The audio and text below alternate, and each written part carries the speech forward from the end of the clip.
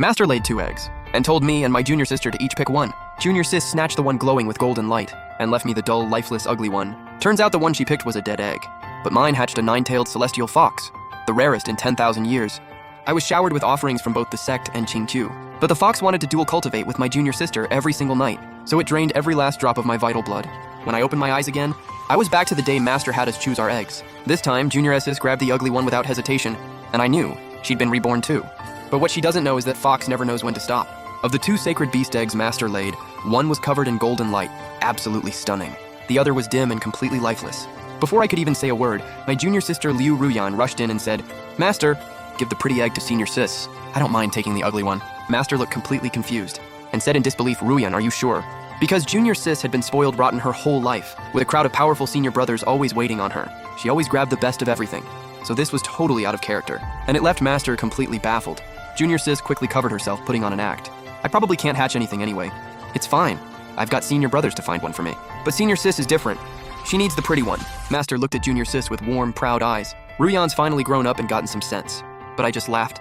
If I didn't have my memories from a past life, I might have actually believed her. In my past life, Liu Ruyan only ever wanted the best. She grabbed the blazing golden egg without a second thought. I was worried hatching this egg would wipe out Senior Sis's resources, so I reluctantly took it off your hands. She poured every rare resource she had into it, nurturing it day and night. But the golden glow on the egg just kept fading, until it finally died completely. Sacred beast eggs are rare to begin with, so she had no choice but to form a contract with a newborn beast instead. The beast had noble bloodlines, but its wild nature couldn't be tamed. During one dangerous encounter, it broke free and turned on her. She nearly died. Meanwhile, I successfully hatched a 9-tailed celestial fox, the first one in 10,000 years. The fox was born because of me, so it was most attached to me. And the demon race values bloodline above everything. Qingqiu sensed the aura and rushed over, treating me like royalty, and the sect followed suit, funneling resources my way, hoping to use me to cut a deal with Qingqiu. For a while, I was living the high life. My treatment straight up surpassed Liu Ruyan's. Junior Sis came at me a few times out of jealousy, low-key trying to start something, but Master shut her down every time. Even her beloved senior brothers told her to stop acting so spoiled, because I was the 9-tailed fox's one and only master, but only I knew the real truth. The fox is seductive by nature. It loves messing with people's hearts. So after I turned it down over and over, refusing to dual cultivate no matter what, it set its sights on Junior Sis, who was born with a dual cultivation sacred body. And when Junior Sis and I both fell into the abyss of 10,000 demons, it drained every drop of my vital blood just to save her. Because I'm the reincarnation of a supreme elixir, my flesh can neutralize any poison, and my blood is sacred. It doesn't just detox, it boosts cultivation. Perfect for fixing Junior Sis's spiritual root that had been corroded by demonic energy. Right before my blood ran dry, I watched Junior Sis lean into the fox's arms and stare me down with this smug, taunting look. "The fox only ever loved me. You're the one who tore us apart. We would have been together long ago. After I died, my soul drifted above the sect. And even till their last breath, the fox never showed its true face." Junior Sis believed the fox truly loved her, so the moment she was reborn, she ran straight for it. Watching her strut away so smug, I covered my mouth, barely holding back a laugh. Without me holding it back, I wonder if Junior Sis can satisfy that insatiable fox. I brought the egg back to my cave and set it down on the stone table. Looking at it now, all shining gold, I honestly can't picture what it'll look like when all that light is gone. The sword sect is broke.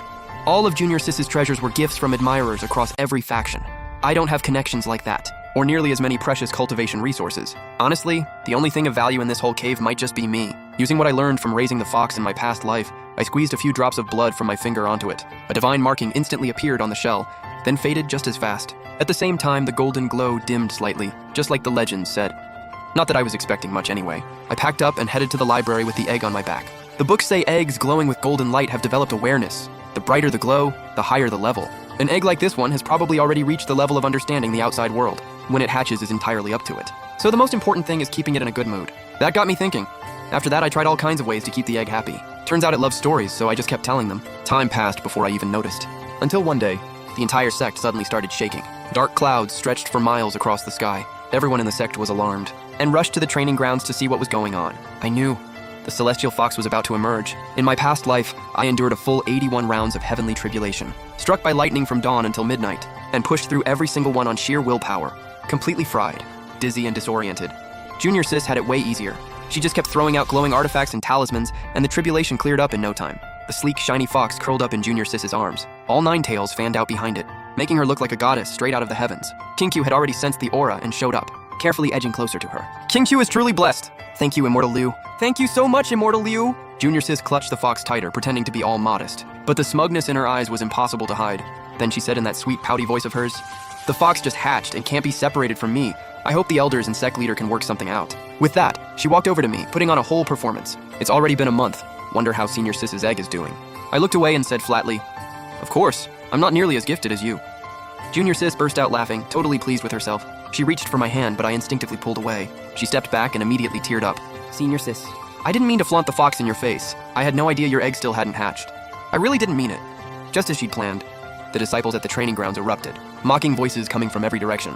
One voice stood out above the rest. She can't match Junior Sister Lou in cultivation, and now she can't even hatch an egg. What gives her the right to be called Senior Sister? She should step down and let Junior Sister Lou take the title. Yeah, exactly, well said. I glanced over and spotted a chubby little guy. I knew him. The laziest disciple in the sect who spent his days doing nothing but sucking up to Junior Sis.